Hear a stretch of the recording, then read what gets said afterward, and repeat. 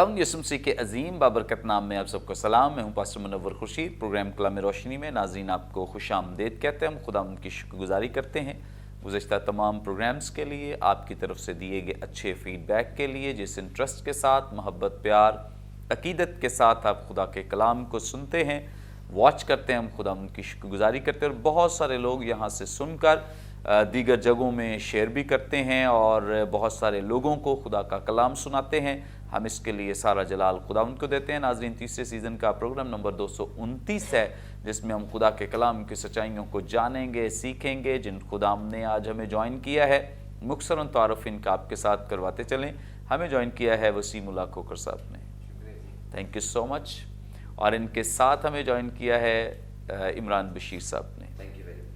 नाज़रीन, इससे पहले कि हम खुदा के कलाम की तिलावत करें, मैं रिक्वेस्ट करूंगा पास्टर इमरान बशीर साहब से प्लीज़ दुआ में रहनुमाई करें। हालेलुया। खुदावंद जलाल के बादशाह कदूस खुदा, हम तेरी सिताइश करते हैं तेरी नेमतों, बरकतों, साइतों के लिए, तेरे खुले आसमान के लिए, इस अच्छे प्लेटफॉर्म के लिए जहाँ से खुदा हम तेरे कलाम की मुनादी करते। और खुदाम तेरे कलाम में लिखा है तेरी बातों की तशरीह नूर बख्शती है। सो खुदाम तुझसे मिन्नत करते हैं जो ज़िंदगियाँ भी वॉच करें ये प्रोग्राम, खुदा उनकी ज़िंदगी में तेरा नूर सरायत करता चला जाए, वो इल्यूमिनेट होते चले जाए। खुदा तुझसे मिन्नत करते हैं आज सीखने और सिखाने का मसा उंडेल दीजिए, ताकि खुदा हम तेरी अमीक उन बातों को, गहराइयों, सदाकतों, सच्चाइयों को ज़िंदगियों तक खुदा पहुँचा सकें। तुझसे मिन्नत करते हैं, अपने हाथ को बढ़ा और बरकत दे, यीशु नासरी के जिंदा जलाली और कादिर नाम। Thank you so much. नाज़रीन, कलाम मुक़द्दस में से अपनी रहनुमाई के लिए हम पढ़ेंगे नए अहदनामे में से मुक़द्दस लूका की मारिफत लिखी गई इंजील, इसका 22वां बाब और इसकी 54वीं आयत से 63वीं आयत तक खुदा के ज़िंदगी बख्श पाक कलाम में यूं मरकूम है। फिर वो उससे पकड़कर ले चले और सरदार काहीन के घर में ले गए, और पतरस फासिले पर उसके पीछे पीछे जाता था। और जब उन्होंने सहन के बीच में आग जलाई और मिलकर बैठे, तो पतरस उनके बीच में बैठ गया। एक लौंडी ने उसे आग की रोशनी में बैठा हुआ देखकर उस पर खूब निगाह की और कहा, यह भी उसके साथ था। मगर उसने ये कहकर इनकार किया कि ए औरत, मैं उससे नहीं जानता। थोड़ी देर के बाद कोई और उसे देखकर कहने लगा कि तू भी उन्हीं में से है। पतरस ने कहा, मियां, मैं नहीं हूं। कोई घंटे भर के बाद एक और शख्स यकीनी तौर से कहने लगा कि यह आदमी बेशक उसके साथ था, क्योंकि गलीली है। पतरस ने कहा, मियां, मैं नहीं जानता, तू क्या कहता है? वो कह ही रहा था कि उसी दम मुर्ग ने बांग दी। और खुदावंद ने फिर कर पतरस की तरफ देखा, और पतरस को खुदावंद की वो बात याद आई जो उससे कही थी कि आज मुर्ग के बांग देने से पहले तू 3 बार मेरा इनकार करेगा। और वो बाहर जाकर जार जार रोया। और जो आदमी यीशु को पकड़े हुए थे उसको ठट्ठों में उड़ाते और मारते थे।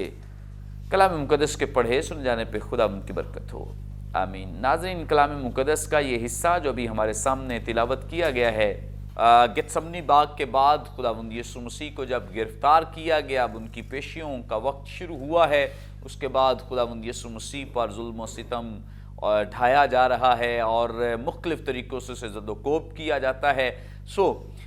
इस हिस्से में बहुत सारी ऐसी बातें हैं जो सीखना बहुत ज़रूरी हैं। आज खुदा उनका शुक्र हो खुदा उनके खुदाम के लिए जिन्होंने हमें ज्वाइन किया है, ताकि इनके वसीले से हम खुदा का कलाम सीख सकें। सबसे पहले हम इसका आगाज़ करेंगे रेवरेंड वसीमुल्लाह खोखर साहब से। सर, आप हमारी रहनुमाई फरमाएँ। खुदावंद यीशु मसीह को बागे गेत्समनी से रात के वक्त गिरफ्तार किया गया है। हमें बताएं कि रूमी गवर्नमेंट में, और ख़ास तौर पे चूँकि यहूदी भी लीड कर रहे हैं इस वक्त, और चूँकि ये गिरफ्तार करके ले जाएंगे भी अपनी मकामी जो अदालतें हैं वहाँ पर, तो क्या इनके पास कोई ऐसा कानून मौजूद है कि ये रात के वक्त किसी को गिरफ्तार कर सकें? क्या उससे पहले कोई सम्मन, कोई उससे पहले कोई चार्जेस اور کوئی چارج لسٹ، کوئی ان کو ثبوت کی ضرورت نہیں ہے کہ یہ یسوع مسیح کو رات کے وقت گرفتار کرنے چلے گئے؟ خداوند یسوع مسیح کی جو صلیبی موت ہے، ان کا گرفتار کیا جانا ہے اور ان کے اوپر ٹرائل کرنا، یہ سارا اس لیے ہونا چاہیے تھا کیونکہ یہ خدا کا الہی منصوبہ تھا کہ وہ اپنے بیٹے کو قربان کر کے اس پوری دنیا کے گناہوں کا کفارہ دیا جائے۔ سو یہ جو قانونی ہوا ہے یا غیر قانونی ہوا ہے، یہ ہونا تھا، اس کو کوئی چیلنج نہیں کر سکتا تھا۔ اور مقدس لوکا جو ہے وہ خاص طور پر خداوند یسوع مسیح کے ٹرائل کو اور اس کی کروسیفکشن کو وہ غیر قانونی ثابت کرنے کی کوشش کر رہے ہیں کہ خداوند یسوع مسیح کی صلیبی موت جو ہے وہ دنیا کے قانون کے مطابق غیر قانونی ہے، اس لیے کہ دنیا کو یہ ثابت کرنا ضروری تھا کہ خداوند یسوع مسیح کی صلیبی موت کسی جرم کا نتیجہ نہیں ہے۔ سو اس لیے وہ رضاکارانہ طور پر اپنی جان دیتا ہے اور اس کے اوپر گناہ ثابت نہیں کیا جا سکتا تھا اور نہ ہی ہوا ہے۔ یہ اس کا پس منظر ہے، روحانی پس منظر ہے، جسے ہم ڈیوائن پلانز کہتے ہیں، جو ہے جو ہونا تھا وہ ہوا۔ اب دوسرا جو اینگل ہم لگائیں گے وہ ہے اس وقت کے رسم و رواج اور اس وقت کے جو حالات و واقعات تھے۔ خداوند یسوع مسیح کی ٹرائمفل انٹری ہوئی ہے پام سنڈے والے دن، اتوار والے دن، اور وہ اس قدر امپریسو تھی اور افیکٹو تھی کہ کوئی بھی اس کو ہاتھ نہیں ڈال سکتا تھا، اتنی پبلک تھی اس کے پاس۔ اور پبلک جو ہے وہ جیسے جیسے وہ پروگرام ہوئے وہ پبلک چلتی گئی، واپس چلی گئی۔ اب ہر روز ہیکل میں فقیہ فریسی جو ہیں وہ اس کے اوپر سوالات کر رہے ہیں کہ اس کو کسی نہ کسی طریقے سے پھنسایا جائے۔ اور یہ تقریباً 2-3 دن، یہ جمعرات تک یہ سلسلہ چلتا رہا ہے۔ منڈے کو چلا، ٹیوزڈے کو چلا، وینسڈے کو چلا، یہ جو ہولی ویک ہے یہ خداوند یسوع مسیح نے اسکرپچر میں گزارا ہے۔ لوگوں نے سوالات کیے ہیں، خداوند یسوع مسیح نے جوابات دیے ہیں، اور صرف ان کو جوابات ہی نہیں دیے بلکہ ان کو لاجواب بھی کر دیا ہے۔ اب یہاں پر یہ جو دیکھیں کچھ لوگ ہوتے ہیں، انہوں نے اپنے علم کو انا بنایا ہوتا ہے کہ جو میرا علم ہے چاہے وہ ٹھیک ہے چاہے وہ غلط ہے، اس کو کوئی یس ہی کہے، اس کو کوئی چیلنج نہ کہے۔ اور یہ حال تھا ہمارے فریسیوں اور فقیہوں کا کہ انہوں نے اپنے علم کو اپنی انا بنا لیا ہوا تھا کہ یہ کون ہے جو ہمارے علم کو چیلنج کر سکتا ہے، ہماری تھیالوجی کو چیلنج کر سکتا ہے۔ سو یسوع مسیح نے ان کو اس طرح سے ہینڈل کیا ہے کہ ان کے پاس کوئی جواب باقی نہیں رہا، وہ لاجواب ہو گئے ہیں۔ اور عالم جو ہوتے ہیں ان کی لڑائی بھی اسی قسم کی عالمانہ ہوتی ہے۔ اب وہ کوشش کر رہے ہیں کہ اپنے اس علم کو مس یوز کر کے اس کے اوپر ایسے چارجز لگائیں، اور دیکھیں کہ جب وہ جاتے ہیں سردار کائن کے پاس جاتے ہیں ان کے چارجز ریلیجس ہیں، اور جب وہ پلاطوس کے پاس جاتے ہیں، پلاطوس کو کیا مذہب کے ساتھ تھا، یہودی مذہب کو کوئی دلچسپی نہیں تھی، اس کے نزدیک انہوں نے جو پولیٹیکل چارجز ہے وہ لگایا، جی یہ کیسر کے خلاف جزیہ دینے کو روکتا ہے، یہ پرووک کرتا ہے، یہ ساری چیزیں۔ اب پادری صاحب رات کو 2 بجے کی گرفتاری خیال کیا جاتا ہے، کیونکہ 10 بجے انہوں نے کھانا ختم کیا ہے، 11 بجے وہ وہاں پہنچے ہیں، 11 بجے کے بعد انہوں نے 3 بڑے سیشن دعا میں گزارے ہیں، یعنی 11 سے 12 اور 12 سے 1 بجے تک اور 1 سے 2 بجے تک۔ اس کے دوران 3 وزٹ بھی خداوند یسوع مسیح نے کیے اپنے شاگردوں کے، ان کو بھی جاگنے کے لیے دعا کرنے کے لیے کہا۔ اب یہ رات کو جو عدالتیں لگتی ہیں، آپ کو پتہ ہے کہ مشکل تو ہوتی ہے۔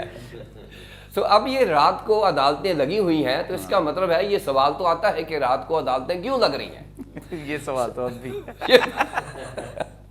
اب یہ رات کو عدالت لگی ہوئی ہے، ادھر سے وہ سردار کاہن جو اپنی وہ آ کے لگا کے کھول کے دفتر بیٹھا ہوا ہے، ٹھیک ہے، وہ قائفہ جو اس کا فادر ان لا تھا، جو موجودہ حاضر ڈیوٹی سردار کاہن تھا، یہ نہیں، اس کا جو فادر ان لا تھا قائفہ، اس نے عدالت لگائی ہوئی ہے، بیٹھا ہوا ہے، ادھر سے یسوع مسیح کو گرفتار کر کے لایا جا رہا ہے۔ تو وہ کہتے ہیں جی آخر کیا ہو گیا، یہ رات کو عدالتیں لگتی ہیں کیا؟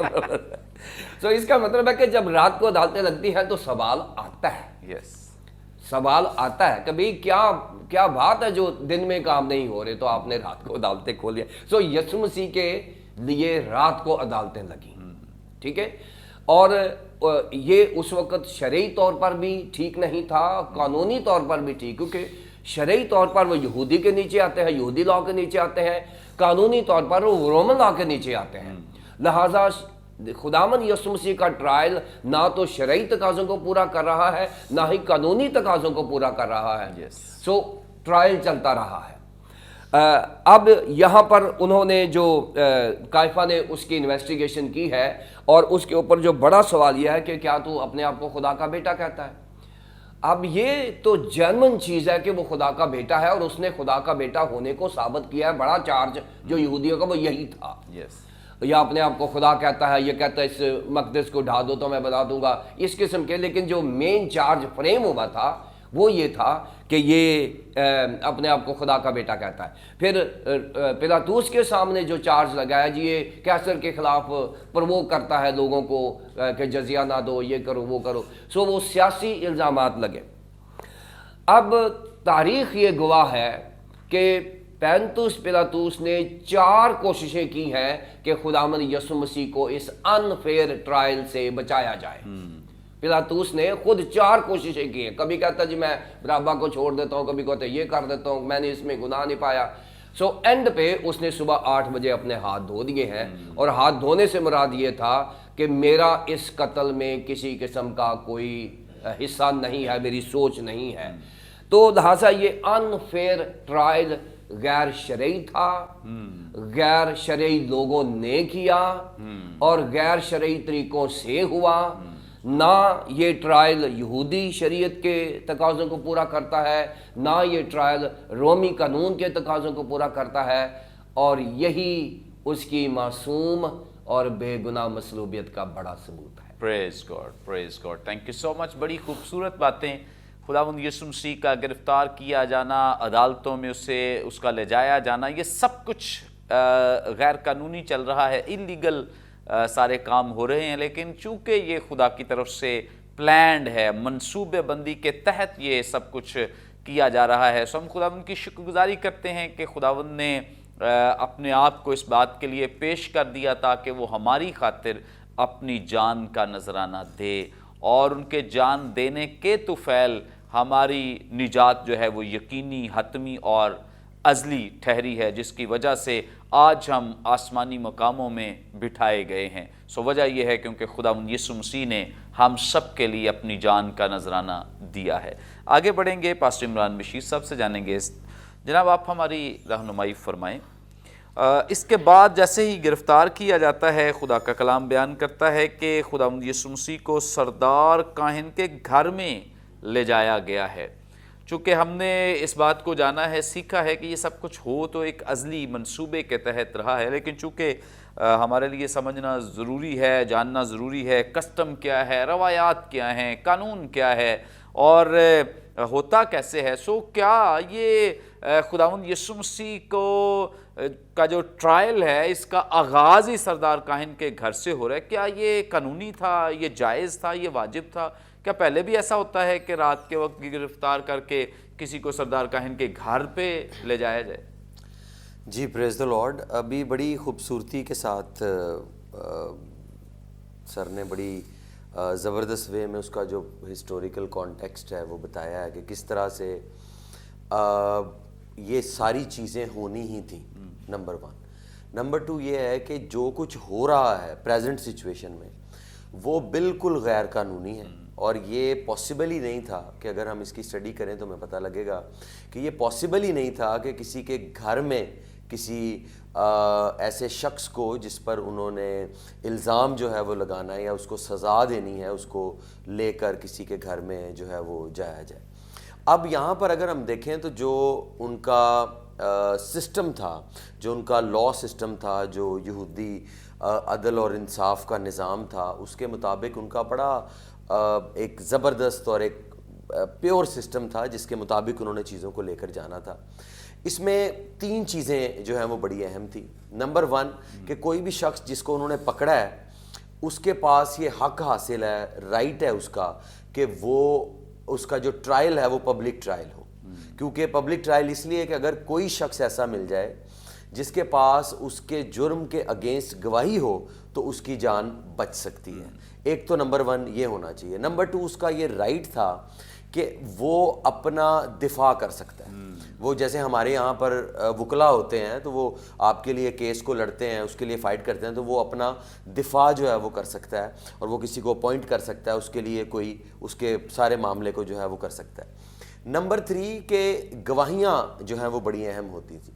2 سے 3 ایسی گواہیاں جو عینی شاہدین ہوں, جن کے پاس مکمل انفارمیشن ہو, جو اس جرم کے لیے جو ہے وہ بول سکیں. لیکن یہاں پر ہم دیکھیں تو خداوند یسوع مسیح کو کوئی رائٹ نہیں دیا گیا, کوئی بھی چیز ان کو جو ہے وہ نہیں دی گئی کہ وہ کر سکیں. ان کو انہوں نے پکڑا ہے, اور آن ٹاپ آف دیٹ جب کسی بندے کو پکڑا جاتا ہے تو اس کو بتایا جاتا ہے کہ تجھے اس لیے پکڑا ہے تو تیرا یہ جرم ہے. تو یہ بار بار خداوند یسوع مسیح سے پوچھتے ہیں کہ تو بتا کہ تیرا جرم کیا ہے, کہ تو نے کیا کیا ہے, تو کون ہے, اپنی مطلب اس کے منہ سے وہ بات نکلوانا چاہتے ہیں کہ تاکہ جس پر ہم یہ کام کر سکیں. اب جب انہوں نے اس کو پکڑا ہے تو لکھا ہے خداوند کے کلام میں, تو اسے پکڑ کر لے چلے اور سردار کاہن کے گھر میں لے گئے. اب جیسے ہم بات کر رہے ہیں کہ اس کے گھر میں لے جانا تو ویسے ہی غیر قانونی ہے, لیکن اصل میں اس کے پیچھے پرپز ان کا یہ تھا اس کے گھر میں لے جانے کا, کیونکہ حنا جو ہے وہ اس وقت میں وہ نہیں تھا. اس سے کیفا کے پاس اس کے بعد لے کے گئے ہیں, پہلے حنا کے پاس لے کے گئے ہیں, لیکن حنا اس وقت جو ہے وہ پوزیشن پر نہیں تھا, وہ سردار کاہن نہیں تھا. اس کا جو داماد ہے کیفا وہ سردار کاہن تھا. اب جب یہ حنا کے پاس لے کے گئے ہیں تو یہ کیونکہ وہ ایک عقل مند آدمی تھا, بڑا پاورفل تھا, بڑا اس کا انفلوئنس تھا, اور اس کے پاس امیر آدمی تھا, بہت دولت تھی اس کے پاس, کیونکہ اس کے کاروبار بہت تھے. اور اگر آپ دیکھیں اس بات کو کہ جو یہ ویک ہے, یہ جو پیشن ویک ہے, اس کے اندر منڈے کے روز غالباً سوموار والے دن خداوند یسوع مسیح جب ہیکل میں جاتے ہیں تو وہ تختے الٹ دیتے ہیں اور ان کو کہتے ہیں کہ تم نے اس کو ڈاکوؤں کی کھو بنا رکھا ہے. تو اصل میں وہ جو ڈاکوؤں کی کھو بنانے کا مقصد یہ ہے کہ جو دکانیں انہوں نے لگائی ہوئی تھیں, جو کرنسی ایکسچینج والے تھے, یہ سارا کا سارا بزنس جو تھا یہ روٹیڈ حنا کو تھا, کیونکہ حنا اس کا باس تھا, وہ یہ سارے کام کرتا تھا. اور ہیکل کے اندر کیونکہ کوئی اور کرنسی استعمال نہیں ہوتی تھی, وہ ہیکل کی اپنی کرنسی ہوتی تھی, تو یہ ایکسچینج والے کرتے یہ تھے کہ لوگ کیونکہ دور دور سے آتے تھے, لاکھوں کی تعداد میں آتے تھے, تو یہ جو بھی انہوں نے کرنا ہوتا تھا یا کوئی بھی کام ہیکل کے اندر کرنا ہے تو پہلے ان کے پاس آ کے وہ منی ایکسچینج کراتے, تو یہ بڑا پیسہ بناتے تھے. سو اصل میں حنا کو ایک یہ بھی پرابلم تھی کہ ابھی منڈے کو ہی اس نے ہیکل کے اندر ہمارے بزنس کو ڈسٹرب کیا ہے, اس کو تباہ کیا ہے, اور اب یہ میرے سامنے جو ہے وہ موجود ہے. تو ایک وہ بھی ان کے اندر جو ہے وہ ایک چیز موجود تھی جس کی وجہ سے وہ یہ کر رہے تھے. اب اس کے بعد اس کو جو ہے وہ کیفا کے پاس جو ہے وہ لے کر چلے گئے ہیں. وہاں پر بھی اگر ہم دیکھیں تو عدالت جب لگتی ہے, جب کسی کا ٹرائل ہوتا ہے تو وہ کمرہ عدالت میں ہوتا ہے. ججز کے پاس یا سردار کاہن کے پاس یا کسی شخص کے پاس یہ رائٹ ہی نہیں ہے کہ وہ اپنے گھر میں عدالت لگا لیں. یہ انہوں نے گھر میں عدالت لگائی ہوئی ہے, گھر میں عدالت لگا ہی نہیں سکتے تھے. وہ وہاں پر بیٹھتے تھے, وہاں اس کی اناؤنسمنٹ ہوتی تھی اور وہاں پورا کورم ہوتا تھا. ایک تو جیسے اگر ہم سین ہیڈرن کی بات کریں تو 71 کے قریب اس کا جو ہے وہ نمبر ہے جس میں تمام کے تمام لوگ ہوتے تھے. 70 جو ہے وہ جس میں بزرگ ہیں, کاہن ہیں, جو چیف پریسٹ ہیں وہ ہیں, اور جو سردار کاہن ہے وہ 71واں اس کا نمبر ہوتا ہے, اور وہ موجود ہوتے تھے وہاں پر. وہاں اتنا بڑا نمبر ہوتا تھا. پھر اس کا ایک کورم ہوتا تھا جس میں ووٹنگ ہوتی تھی, certain number of votes required ہوتے تھے, تو ایک پورا سسٹم تھا. لیکن یہاں پر جب وہ گھر میں آئے ہیں تو انہوں نے سارے چیزوں کو بلڈوز کر دیا ہے, ہر چیز کو تباہ کر دی. انہوں نے کوئی سسٹم کو خیال ہی نہ, اور یہ سب جانتے تھے کیونکہ یہ سالوں سے انہی قوانین کی جو ہے وہ ان کو پورا کر رہے تھے اور سسٹم بنا رہے تھے. لیکن انہوں نے کسی چیز کو پورا نہیں کیا اور ہر چیز کو انہوں نے جو ہے وہ ختم کر دیا. اب اگر ہم یہاں پر ایک بات دیکھیں جو کہ بڑی اہم ہے, وہ یہ ہے کہ خداوند یسوع مسیح موجود ہیں, یہ قانون پر قانون توڑ رہے ہیں, جو کچھ مرضی کر رہے ہیں, اور بار بار اس سے سوال کرتے ہیں, لیکن خداوند یسوع مسیح جو ہیں وہ خاموش کھڑے ہیں. اب میں جب اس پر غور کر رہا تھا تو آپ دیکھیں کہ ایک شخص جو بے گناہ ہے, اس پر الزام لگایا جا رہا ہے, اس کو لے کر آئے ہیں اور وہ خاموش کھڑا ہے. اس کی خاموشی یہ بات بتاتی ہے کہ یہ جو رولا ڈال رہے ہیں نا, they are not in control. جو خاموش کھڑا ہے ہی از ان کنٹرول. وہ ہر ایک چیز, کیونکہ اس نے خود فرمایا, جیسے ابھی حوالہ بھی پڑھا گیا, کہ اس نے پہلے ہی بتا دیا تھا کہ وہ حوالے کیا جائے گا, یہ سب ٹرائلز ہوں گے, یہ ساری چیزیں ہوں گی. تو وہ ہی از ان کنٹرول, وہ کھڑا ہے, وہ موجود ہے, تاکہ وہ اس سارے کے سارے کام کو جو ہے وہ یہ بتا سکے کہ آئی ایم ان کنٹرول, اور جو کچھ میں کر رہا ہوں اس کو اپنی مرضی سے کر رہا ہوں. پریز گاڈ, تھینک یو سو مچ. بڑی خوبصورت بابرکت باتیں جو خداوند کے خادم نے ہمارے ساتھ شیئر کی ہیں, اور یقیناً خداوند یسوع مسیح جانتے ہیں یہ سب کچھ جو کچھ ہو رہا ہے. پہلے بھی انہوں نے اپنے شاگردوں کے ساتھ یہ تذکرہ کیا ہے, اور اس سے پہلے پرانے عہد نامے میں پروفیسیز کی گئی ہیں, نبوتیں کی گئی ہیں کہ خداوند یسوع مسیح کے ساتھ یہ سب کچھ ہوگا. سو جو کچھ ہو رہا ہے یہ خدا باپ کی مرضی سے ہو رہا ہے, اور یسوع مسیح جانتے ہیں پہلے ہی کہ میرے ساتھ یہ سب کچھ ہونے والا ہے. لیکن یہ برداشت کیوں کر رہے ہیں؟ صرف اور صرف میری اور آپ کی نجات کے لیے. ادروائز ان کے پاس پورا اختیار ہے, اتھارٹی ہے, قوت ہے کہ وہ اس سب کو بدل سکتے ہیں, حالات کو بدل سکتے ہیں. لیکن یہ سب کچھ انہوں نے اپنی مرضی سے, یعنی رضاکارانہ طور پر ہونے دیا ہے, کیونکہ خداوند یسوع مسیح نے اپنی قربانی رضاکارانہ طور پر دی ہے. یعنی خود اپنے آپ کو اس موت کے لیے, مصلوبیت کے لیے پیش کیا ہے. کسی نے زبردستی نہ پکڑا ہے, نہ زبردستی کوئی پیشی ہوئی ہے, بلکہ خداوند یسوع مسیح نے خود اپنے آپ کو ان لوگوں کے حوالے کیا ہے. اور اس لیے کیا ہے تاکہ ہماری نجات کا کام مکمل ہو سکے, اور ہمارا ملاپ جو ہے وہ خدا باپ کے ساتھ پھر سے ہو سکے. ناظرین, یہاں پہ وقت ایک بریک کا, ایک شارٹ بریک. ہمارے ساتھ رہیے, دیکھتے رہیے پروگرام کلام روشنی.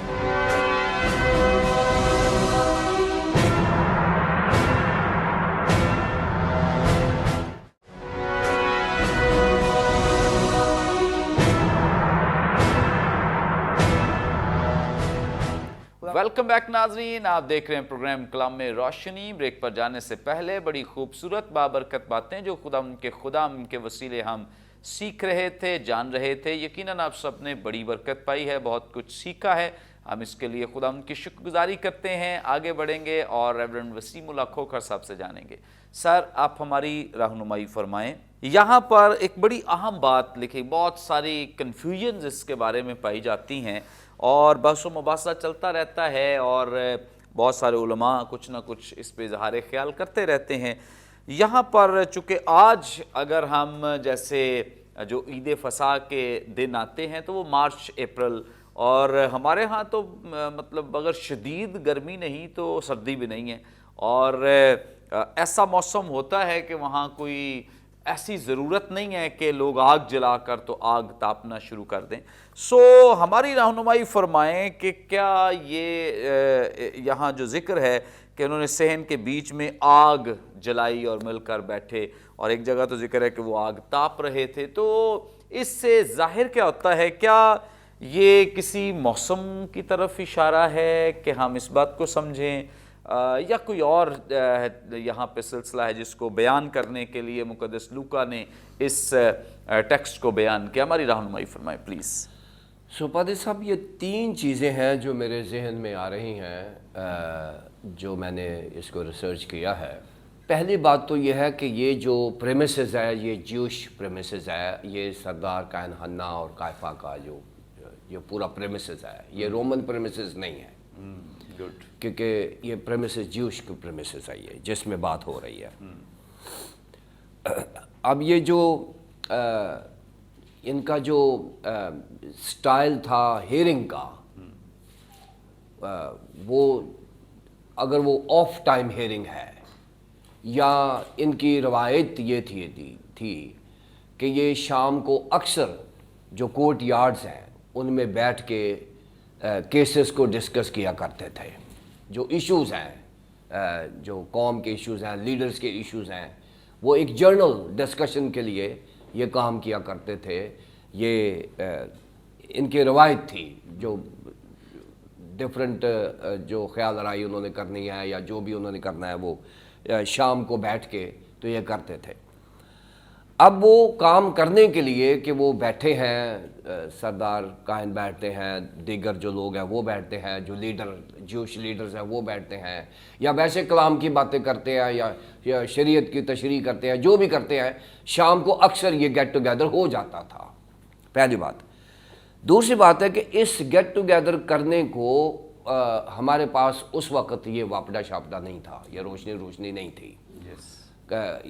روشنی کا جو انتظام تھا وہ ایسا ہی کیا جاتا تھا کہ وہ ایک الاؤ بنا دیتے تھے، اور اس الاؤ میں یہ ہوتا تھا کہ ارد گرد وہ سارا جو بیٹھنے کو ان کا انتظام تھا وہ بیٹھتے تھے، اس میں ہوتا تھا کہ وہ ایک دوسرے کو دیکھ سکتے تھے، اور پتہ کہ یہ فلاں بیٹھا ہوا ہے، یہ فلاں بیٹھا ہوا ہے، اندھیرے میں وہ بات تو کر سکتے تھے لیکن ان کو نظر نہیں آتا تھا۔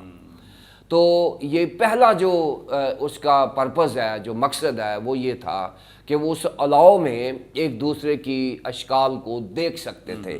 اور یہاں پر اگر آپ 56 آیت دیکھیں تو یہ ہمارے پاس ثبوت ہے کہ ایک لونڈی نے اسے آگ کی روشنی میں، آگ کی روشنی میں بیٹھا ہوا دیکھ کر پھر اس پر خوب نگاہ کی۔ یعنی آگ کی روشنی سے مراد یہ ہے کہ یہ آگ کی روشنی اس قدر تھی کہ آپ کسی کو پہچان سکتے تھے کہ یہ گلیلی ہے، یا یہ فلاں ہے، یہ فلاں ہے۔ یعنی آپ کسی کے فیچرز کو سٹڈی کر سکتے تھے، آپ کسی کے بارے میں اپنی رائے دے سکتے تھے۔ یعنی یہ اس کا الاؤ اس قدر زیادہ ہوتا تھا کہ اس میں آپ کسی کے فیچرز کو ریکگنائز کر سکتے تھے کہ یہ فلاں شخص بیٹھا ہوا ہے۔ اور بعد میں دیکھیں تو بعد میں جب تیسری بار آتے ہیں کہ اس نے کہا کہ یہ گلیلی ہے، یعنی اس کی جو پہچان ہے، اس کے کپڑوں سے، اس کے جو فیچرز ہیں، اس کے پہچانا گیا۔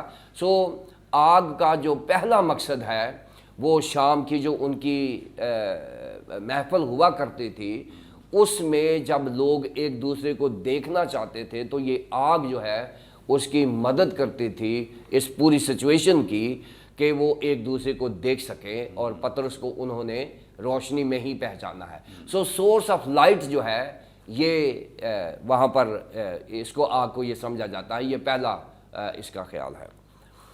دوسری بات یہ ہے کہ آپ اگر مارچ اور اپریل کی بات کرتے ہیں تو آپ 2022 کی بات نہ کریں، آپ پہلی صدی کے مارچ اور اپریل کی بات کریں۔ اب تو گلوبل وارمنگ ہے، اب تو میں تو آپ کو اپنی عمر میں بتا سکتا ہوں کہ 25-30 سال پہلے لوگ اکتوبر کے مہینے میں چرپائیاں اندر لے جاتے تھے۔ ابھی یہ 25-30 سال کی 40 سال کی بات کر رہا ہوں میں کہ لوگ سپتمبر کے بعد باہر نہیں سو سکتے تھے، اس قدر سردی ہو جاتی تھی۔ آپ مارچ اور اپریل کی بات، کیونکہ بائبل کو بائبل کے کانٹیکس میں ہم نے دیکھنا ہے۔ یہ اس وقت تو دنیا کی آبادی اتنی نہیں تھی جتنی آج ہے۔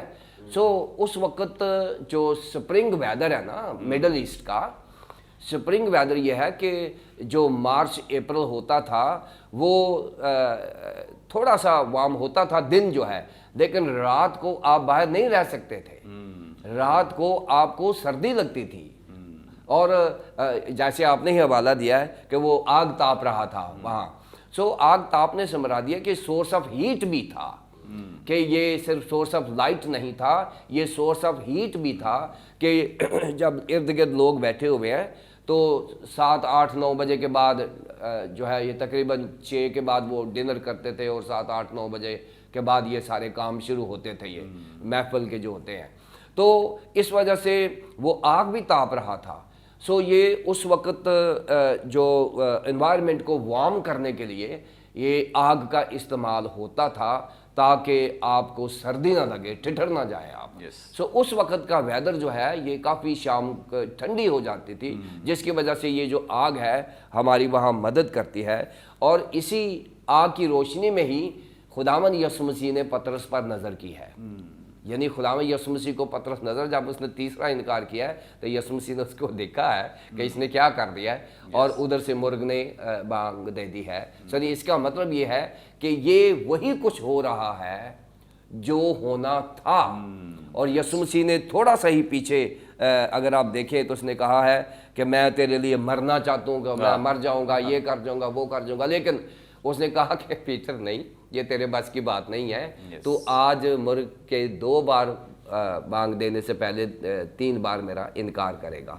सो ये डिवाइन पॉलिसी और प्लान्स चल रहे हैं, लेकिन नाजरीन आग से मुराद यहाँ सोर्स ऑफ लाइट है और सोर्स ऑफ हीट है, जिसमें वो अहम फैसले किया करते थे। Praise God, thank you so much.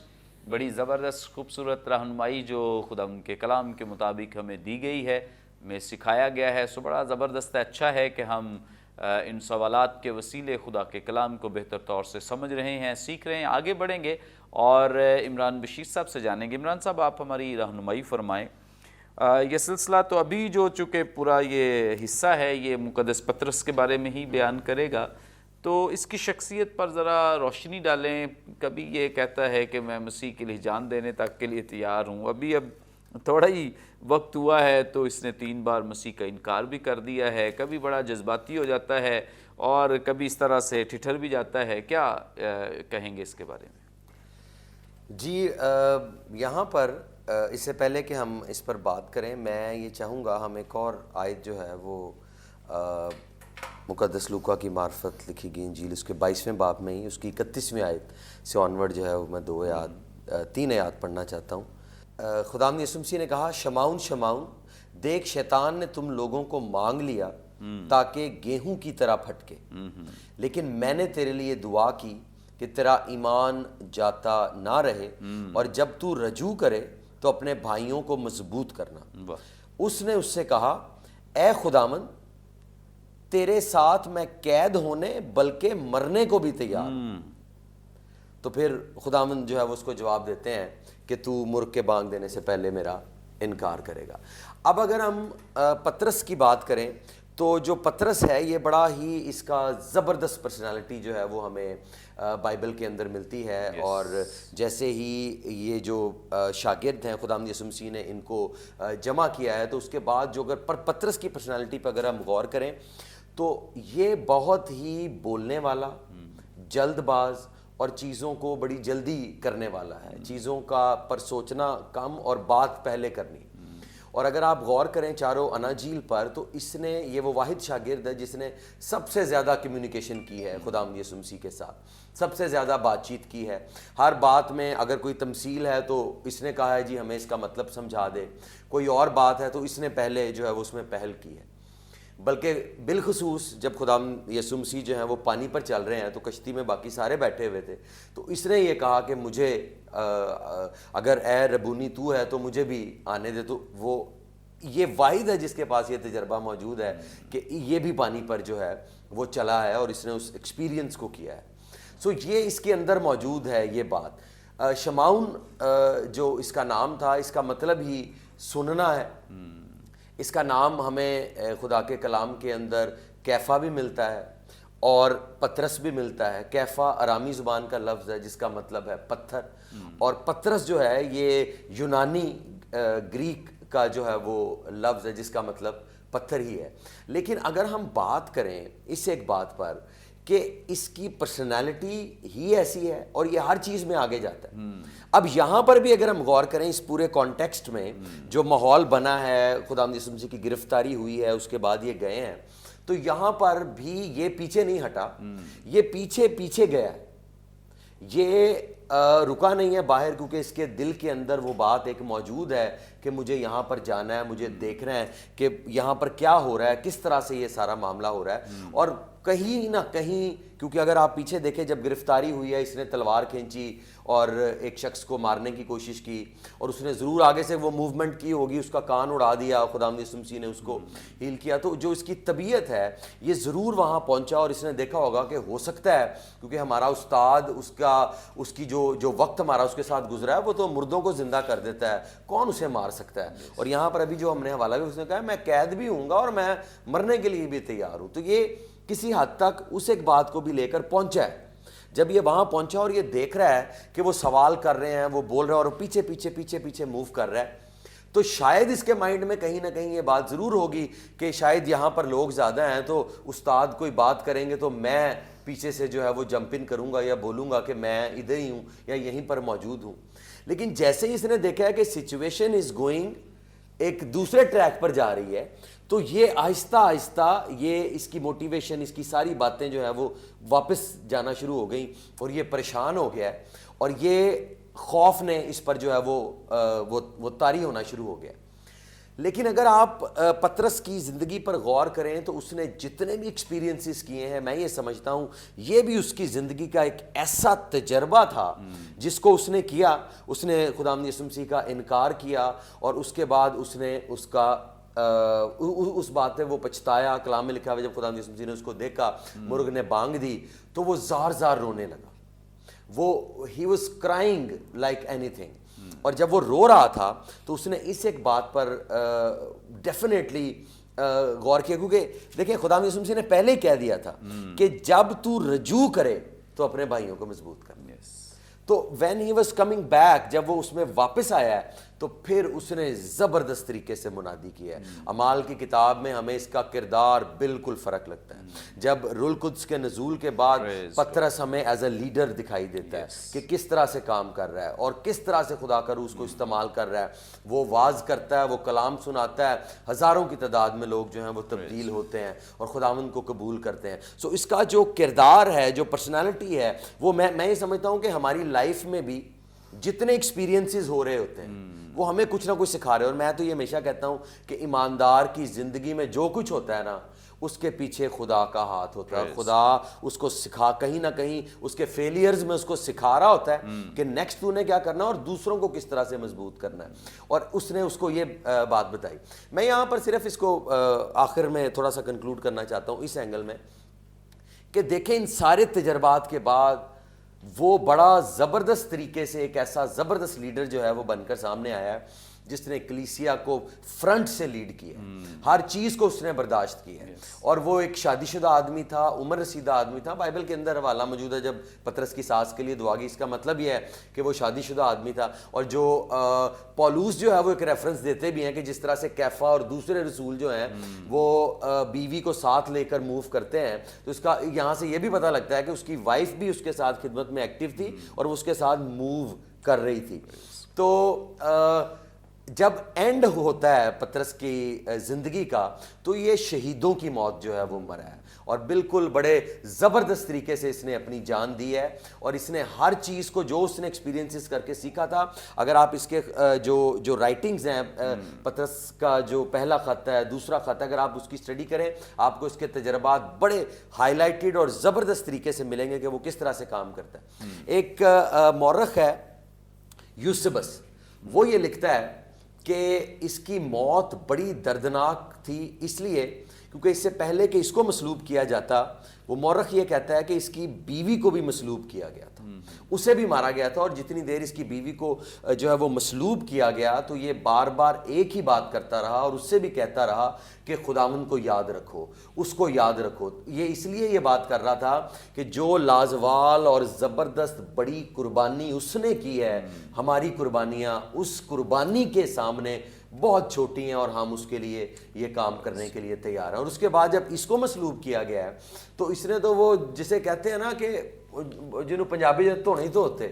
وہ کیا اس نے یہ ہے کہ اس نے کہا کہ میرے استاد کو میں نے اس کا انکار کیا تھا، اسے سیدھی سلیب دی گئی تھی، مجھے الٹی سلیب دی جائے کہ جہاں اس کے پیر ہیں وہاں میرا سر ہو، تاکہ میں اس بات کا اقرار بھی کر سکوں کہ میں اس کے ساتھ، میرے سے وہ انکار میں نے کیا تھا لیکن میں اس کے لیے مرنے کے لیے ہر کام کے لیے تیار ہوں. اور یہ میں اس طرح سے اور میں یہ سمجھتا ہوں کہ رسولوں کی زندگی، ان کی لائف اتنی کو زبردست ہے کہ جب بھی ہم ان کی بات کرتے ہیں، ان کا ذکر کرتے ہیں تو ہماری اسپرٹ کے اندر یہ بات آتی ہے کہ ہم نے بھی منادی کیسے کرنی ہے. لائف کے ہر ایک بات، ہر ٹرائل، ہر ٹربل، ہر مشکل سے کہیں بڑھ کر ہمارا مشن ہونا چاہیے، ہماری زندگی کا مقصد ہونا چاہیے کہ ہم نے مسیح کے لیے یہ کام کریں. تھینک یو سو مچ. بڑی کسی نے سب سینگ کہی ہے ایک کہ کسی ریس میں حصہ لینا اور ہار جانا